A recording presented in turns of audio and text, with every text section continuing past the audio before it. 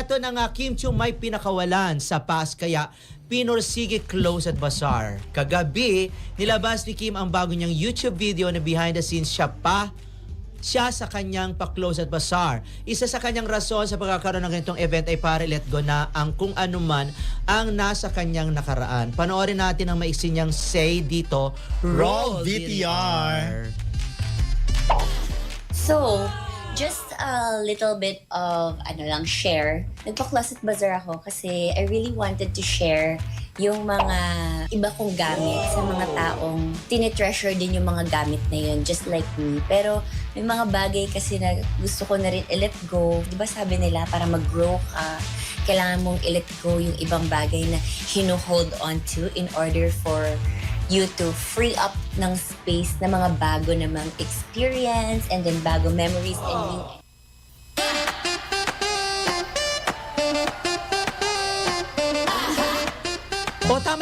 Tama lang naman na i-let go niya yung mga gamit na hindi niya naman na pwedeng gamitin at hindi niya pa magagamit na ever. At mas maganda kasi mag-declug kasi nga si Kim, mag-aasawa na to eh. Okay. Tama lang naman, diba sinasabi nga sa Chinese at saka nataon na magcha-Chinese New Year. Kasi nasabi nga doon sa Feng Shui at doon sa mga Chinese na pamahiin, dapat yung mga bagay na hindi mo na talaga nagagamit at lalo yung may mga sira-sira na, anin mo na, i-let go mo na, ipamigay, ibenta o kung ano man, itapon. Okay. Pero for me naman, syempre ina-apply to sa kanyang in real life. Pag hindi lang naman yung damit ang gusto mong ang sinasabing i-let go, pati yung kwento doon. And of course, marami nga, like of course yung pinagdaanan mo o yung mga minahal mo noon, i-let go mo na. Tsaka siguro yung mga binigay sa kanya noon pa. Kasi meron akong mga nakita. So galing kay? Siguro sa mga exes. Kay Sian. Sian or kaya kay Gerald Madrid. Napoles. Pero ganon, nakita ko kasi, meron kasing mga damit doon na medyo noon pa. Kasi alam ko, hindi naman siya, era no, mga 5. Mga era pa noon. 4 years ago or 5 years. Mali, nga no. Ang dami. Kumbaga parang, ito kasi, siyempre kapag nakikita mo yung mga bagay na pinagdaanan mo ng mga panahon na yon na hindi maganda yung buhay mo or meron kang anxiety or meron kang heartaches noon, dapat nang matsugi para at least hindi na yun ang nakikita mo kasi nakapagbalik tanaw yun ng mga masasakit na pinagdaanan mo. Pero ikaw ba ganun din? Binibenta mo. Kasi ako, pinamimigay ko agad. Ako hindi. Kasi meron kasi emotional attachment sa akin yung mga yung mga bagay na minsan, lalo pag paborito ko, at saka iniisip ko kasi, ang fashion kasi, cycle lang. Hindi, kung bigay sa'yo, halimbawa, kung bigay sa akin, meron ako, pero alam mo naman ikaw rin na nagbayad. Walang ganon. May mga binigay sa akin na ang ex ko na meron ako. Okay. Tapos, meron akong isang ibinalik. Okay. Meron ako ibinalik sa kaanin ko naman to. Hindi naman ako nagbabasketball. Jersey. Kala ko yung basketball, parang rubber shoes na size 11. Ay, hindi. Siyempre, hindi naman kasya sa'yo. Hindi, tsaka yung mga binigay ko ng mga sapatos, masusot ko na yun.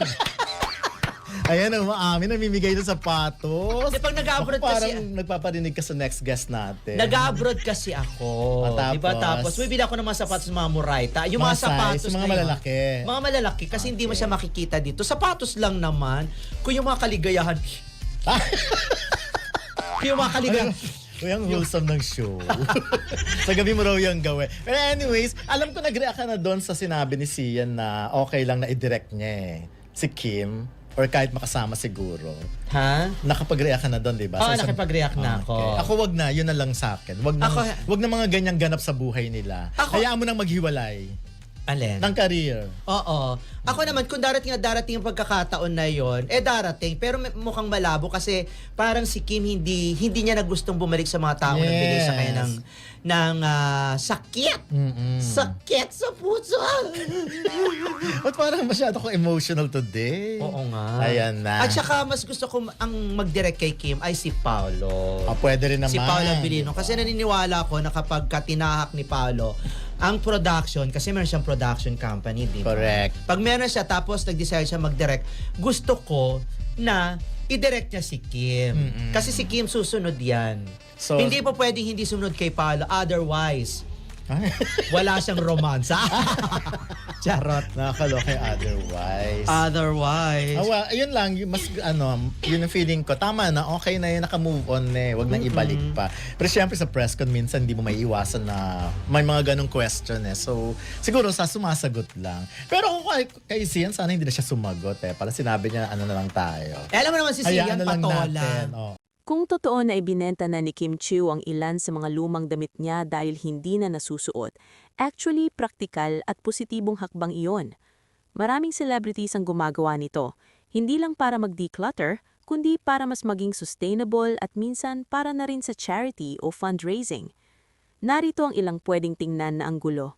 Number 1, practical at relatable move. Kahit celebrity si Kim, normal lang na hindi na magamit lahat ng damit, lalo na kung sunod-sunod ang projects, endorsements at styling. Mas okay na maipasa sa iba kaysa nakaimbak lang sa cabinet. Number 2, sustainable fashion. Uso na ngayon ang pre-loved market. Kapag binebenta o dinidonate ang mga damit, nababawasan ng fashion waste. Magandang example ito sa fans na pwedeng i-reuse at i-recycle ang mga gamit. Number 3, fan value. Kung may items na galing mismo sa kanya, siguradong may fans na matutuwang magkaroon ng personal piece from Kim, parang memorabilia na rin yon. Number 4, possible charity angle. May ilang artista na ginagawa ito para makatulong sa causes o foundations. Kung may ganitong layunin, mas lalong nakaka-inspire. Number 5, image of growth. Minsan ang pag-let go ng old clothes ay simbolo rin ng bagong face, bagong style, bagong projects, bagong chapter. Ano ang nangyari talaga? Hindi basta-basta random na pagbebenta ng damit. Si Kim Chiu ay nag-set up ng Kim Chiu Closet Bazaar 2026 kung saan nagbenta siya ng mga pre-loved outfits mula sa closet niya at mga #OOTDKSYC looks sa isang charity bazaar. Ang kita mula sa event ay idodonate sa charity. Ibig sabihin, hindi lang simpleng decluttering, kundi purpose-driven ang pagbebenta. Inilagay niya ang mga damit sa mga low price range, mga 50 to 2,000 pesos para mas maraming tao ang makasali at makabigay ng suporta. Ang bazaar ay sold out lang na ng loob ng 1 araw at kalahati kahit orihinal sana itong tatagal ng 5 araw. At kaya sold out agad ay dahil sobrang dami ng nagpunta at nagpasaya rito. Anong masasabi ko sa balitang ito? Number 1, nakaka-inspire ang initiative niya. Ito ay isang magandang halimbawa ng celebrity na gumagamit ng sariling platform para mag-give back. Ang pagbebenta ng mga damit para sa charity ay hindi pangkaraniwan at lumalabas na totoong may puso siya sa community, lalo na't idodonate ang proceeds. Number 2, mas naging personal ang koneksyon niya sa fans. Naging mas espesyal para sa mga fans na magkaroon ng sariling item na dati niyang sinuot. Hindi lamang ito collectible, kundi may meaning din dahil charity ang peg. Number 3, positibong pananaw sa pre-loved fashion. Ganitong uri ng bazaar ay nagpapakita rin na hindi masama ang second-hand fashion. Ito ay sustainable, accessible at nakakatulong sa iba. Number 4, may magandang feedback mula sa publiko. Marami ang nag-appreciate sa simpleng presyo at sa ginawa niya at sobrang bilis tuloy ng nabenta lahat dahil talagang maraming sumuporta. Number 5, hindi ito puro let go lang ng damit. Hindi katulad ng chismis na simpleng pagtatapon o ibenta lang dahil di na nasusuot. Ang totoong konteksto ay charity event at fundraising. Ang balita tungkol sa pagbebenta ng mga damit ni Kim Chiu ay isang charity fashion bazaar na nagbigay daan sa fans na makakuha ng kanyang pre-loved pieces habang tumutulong sa iba. Hindi ito basta-basta pag-iwan o pagtatapon ng lumang damit, ito ay purposeful at nakaambag sa isang mabuting layunin. Sa balitang si Kim Chiu ay nagbenta ng mga lumang damit niya na hindi na nasusuot, mahaba-habang reaksyon ang pwedeng ibigay dito dahil marami itong positibong anggulo, hindi lang bilang artista, kundi bilang public figure at influencer ng lifestyle at values. Una, praktikal at grounded na hakbang. Kahit sikat na celebrity si Kim, ipinapakita nito na marunong siyang mag-declutter at mag-manage ng mga gamit niya. Sa industriya ng showbiz, napakaraming outfits ang ginagamit, pang-show, endorsement, pictorial, events, at madalas isang beses lang masuot. Imbis na maimbak lang at masayang, mas makabuluhan na may pasa sa iba sa pamamagitan ng pagbebenta o charity bazaar. Ibig sabihin, may awareness siya sa value ng mga bagay, hindi lang sa presyo, kundi sa pakinabang. Ikalawa, magandang halimbawa ito ng sustainable mindset. Sa panahon ngayon na pinag-uusapan ng fast fashion at waste, malaking bagay na ang isang kilalang personalidad ay nagpo-promote ng pre-loved clothing culture. Kapag celebrity ang gumawa nito, mas lumalakas ang mensahe na okay lang bumili o gumamit ng second hand, hindi ito nakakababa ng status, kundi nakakatulong pa sa environment at sa ibang tao. Ikatlo, malaking bagay ito para sa fans. Para sa supporters, ang makabili ng damit na dating sinuot ng idolo nila ay hindi lang simpleng damit, parang memorabilia na rin yon. Kaya kadalasan, nagiging successful ang ganitong klase ng closet sale o bazaar dahil may personal connection. Ikaapat, kung ang kita ay napunta sa charity na madalas ginagawa sa ganitong events, mas lalong tumataas ang impact.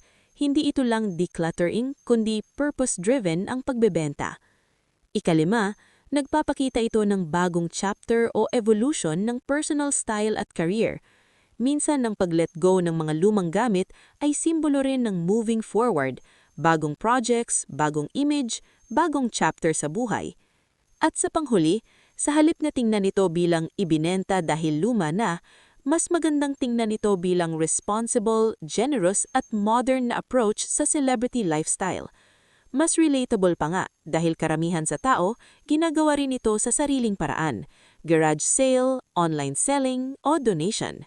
Marami pang pwedeng idagdag sa balitang tungkol sa pagbebenta ni Kim Chiu ng mga lumang damit niya, lalo na kung titingnan nito hindi lang bilang simpleng showbiz update, kundi bilang mas malawak na trend at epekto. Bazacaster, one more thing. Number 1, branding at image ni Kim Chiu. Ang ganitong move ay nakakatulong sa image niya bilang grounded at approachable celebrity. Hindi lahat ng artista handang ilabas at ibenta ang personal wardrobe items. Nagbibigay ito ng impresyon na open siya sa fans at hindi detached sa reality ng ordinaryong tao. Number 2, fan engagement strategy. Bukod sa charity o decluttering, ito rin ay isang matalinong paraan ng fan engagement. Mas nagiging interactive ang relasyon ng artista at supporters. Hindi lang panunood o pag-follow online, kundi may actual participation. Nagiging experience para sa mga fans, hindi lang balita. Number 3, trends sa mga artista at influencers. Dumadami na ang mga celebrities at influencers na gumagawa ng closet sales, thrift drops at pre-loved collections. Ibig sabihin, nag-shift ang culture mula sa bago lagi tungo sa reuse with purpose. Posibleng mas marami pang artista ang sumunod sa ganitong setup. Number 4, accessibility factor. Kung ang items ay ibinenta sa mas mababang presyo kaysa original value, nagiging mas accessible ang fashion pieces na dati ay high-end lang. Nagkakaroon ng pagkakataon ng ordinaryong fans na makabili ng branded or styled outfits na hindi nila karaniwang maaabot. Number 5, possible ripple effect sa fans. Kapag nakikita ng fans na ang idol nila ay marunong mag-let go ng gamit at magbenta o mag-donate, may chance na ma-inspire din silang gawin ito. Maglinis ng closet, mag-donate o magbenta ng di na nila ginagamit. Nagkakaroon ng positive behavioral influence. Number 6, story value ng bawat item. Kung may kasamang kwento ang mga damit, sinuot sa isang show, event o milestone, mas tumataas ang sentimental at collectible value nito. Ito ang dahilan kung bakit mabilis ma-sold out ang ganitong klase ng bazaar. Number 7, hindi ito negative na balita, kundi lifestyle move. Mahalagang idiin na wala itong isyung kontrobersyal. Hindi ito sign ng problema, kundi sign ng pagiging organized, purposeful at socially aware na public figure.